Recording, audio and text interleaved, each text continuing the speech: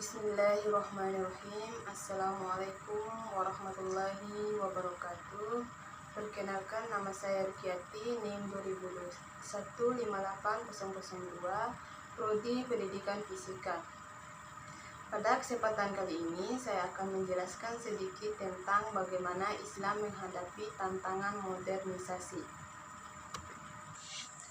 Islam dalam menghadapi tantangan modernisasi. Masyarakat harus memilih mana yang dianggap manfaat dan mana yang dianggap mudarat.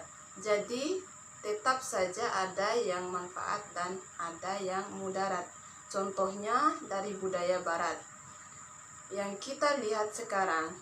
Oleh karena itu, maka umat Islam harus cerdas mengambil sikap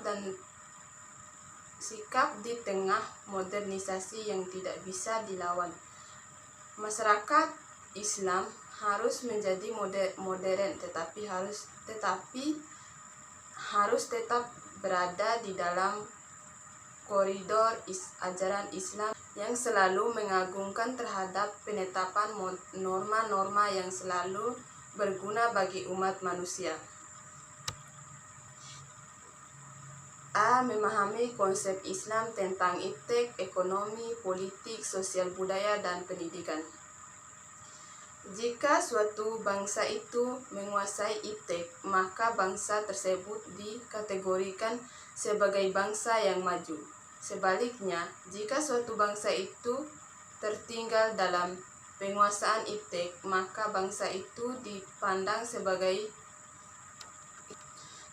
bangsa yang belum maju, atau bisa disebut bangsa tertinggal atau disebut bangsa berkembang. 1. Bidang seni. Seni merupakan inspirasi kesucian hati. Seni itu indah dan keindahan adalah sifat Tuhan. Dalam dunia modern, seni dapat menjadi pisau bermata dua.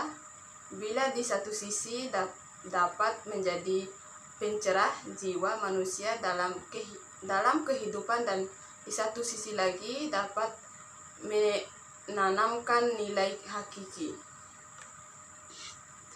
Yang kedua, bidang ekonomi. Menurut Saifuddin 1997, ada 6 pokok perekonomian, yaitu A. Barang dan jasa yang diproduksi. B. Sistem produksi yang akan digunakan untuk menghasilkan barang dan jasa tersebut. C. Sistem distribusi yang berlaku di antara pelaku ekonomi. D. Efisiensi dalam menggunakan faktor-faktor produksi. E. Antisipasi terhadap fluktuasi pasar melalui dari inflasi, resesi, depresi, dan lain-lain. F. Ikhtiar manajemen produksi dan distribusi. Ekonomi konvensional berprinsip berkorban sekecil-kecilnya untuk mendapatkan keuntungan yang sebesar-besarnya. Dalam Islam, ekonomi ialah berkorban secara tidak kikir dan tidak boros dalam rangka mendapatkan keuntungan yang layak. Kekuatan ekonomi sangat berpengaruh terhadap eksistensi dan wibawa suatu bangsa. 3. Bidang politik. Dalam Islam disebut Syiah, merupakan bagian integral tak terpisahkan dari fikih Islam. Salah satu objek kajian fikih Islam adalah Syiah atau disebut fikih politik. Fikih politik secara global membahas masalah-masalah A. Syiah Dusturiyah, hukum tata negara.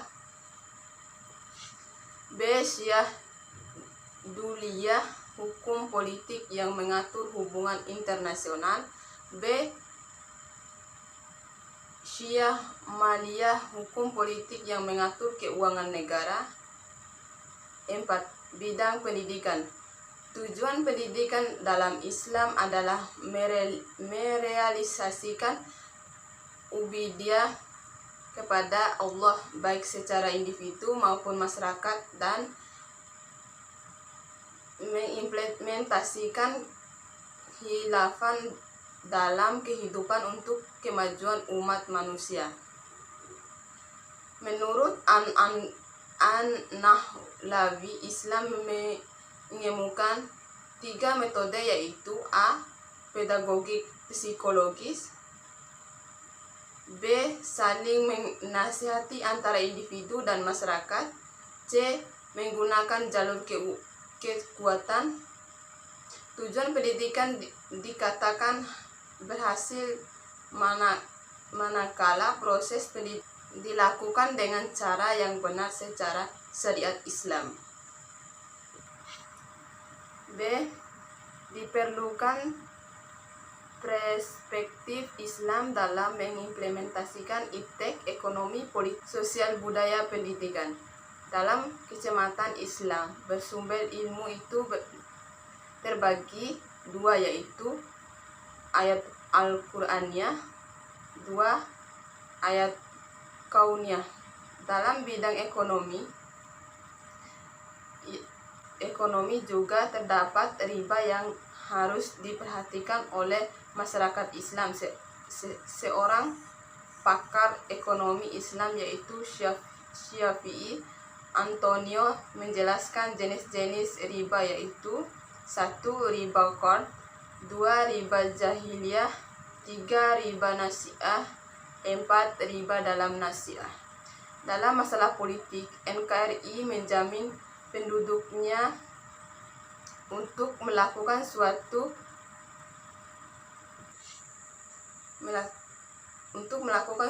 agama dan melaksanakan ajaran agamanya. Kekuasaan harus diraih dengan berbagai cara, tetapi tidak menghalalkan segala cara yang diharamkan. Kehidupan demokrasi akan terasa menjadi berkah dan mendatangkan permasalahan bagi segenap rakyat jika dibingkai dengan nilai-nilai keilahian. Demokrasi akan menjadi bencana manakala para pelakunya menjauhkan diri dari nilai-nilai ilahi.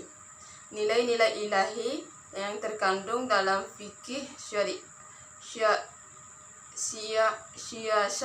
syiasah antara lain: 1. Al-amanah, 2. Al-adalah, 3. Al-duriyah, 4. Al-musyawah, 5. Abudul al-istima. C. Menggali sumber historis, sosiologis, dan filosofis tentang konsep Islam mengenal iptek, politik, sosial, budaya, dan pendidikan. Secara histori, dunia Islam unggul dalam iptek, yaitu pada masa keemasan Islam. Dunia Islam menjadi sangat kuat secara politik dan ekonomi yang didasari penguasaan terhadap iptek secara sempurna, di mana terjadi pada masa kekuasaan dinasti Umayyah yang berpusat di Maskur, Syir, serta zaman kekuasaan di dinasti Abbasiyah yang berpusat di Baghdad, Irak. Secara teologis, Allah telah menetapkan bahwa yang akan mendapat kemajuan pada masa depan adalah bangsa yang menguasai ilmu pengetahuan yang dilandasi dengan iman, di mana umat Islam makmur secara materi dan rohani, juga makmur dan dalam keadilan dan adil dalam kemakmuran. Membangun argumen tentang kompatibel Islam dan tentang modernisasi. Modern adalah pengubahan sikap dan pandangan dari tradisional ke rasional, dari primordial ke logis. Nalar terdapat beberapa karakteristik dalam ajaran Islam, yaitu 1. Rasional, 2. Sesuai dengan fitrah manusia, 3. Tidak mengandung kesulitan, 4. Tidak mengandung banyak taktif, 5. Tahap. Esensi dan urgensi kontekstualisasi pemahaman Islam dalam menghadapi tantangan modernisasi. Modernisasi telah mengubah pola pikir, pola pergaulan, dan pola kehidupan secara masif. Dan proses modernisasi ini seringkali kaum buruh menjadi lemah ketika berhadapan dengan kaum pemodal. Industrialisasi membuka lapangan kerja bagi masyarakat yang memiliki kualifikasi pendidikan yang memadai, tetapi juga menyingkirkan berbagai masyarakat yang minus pendidikan. Perilaku keagamaan masyarakat yang semula menganggap bahwa silaturahmi penting dan harus bertatap muka, bersua, bertemu, dan berhadapan secara fisik, berubah menjadi silaturahmi cukup hanya melalui mendengar suara lewat telepon, SMS, Facebook, atau media komunikasi lainnya. Islam dipahami secara rasional, tidak sekedar dogma. Menurut Kuntowijoyo, ada 5 program reinterpretasi untuk menerangkan kembali misi rasional dan empiris Islam yang bisa dilaksanakan saat ini dalam rangka menghadapi modernisasi. 1. Perlunya diperkembangkan penafsiran sosial dan struktural. 2. Mengubah cara berpikir subjektif secara berpikir objektif. 3. Mengubah Islam yang normatif menjadi teoritis. 4. Mengubah pemahaman yang asistoris menjadi historis. 5. Merumuskan formulasi wahyu yang bersifat umum menjadi formasi yang spesifik empiris. Sekian penjelasan singkat dari saya. Lebih dan kurangnya saya mohon maaf. Wabillahi taufiq wal hidayah. Wassalamualaikum warahmatullahi wabarakatuh.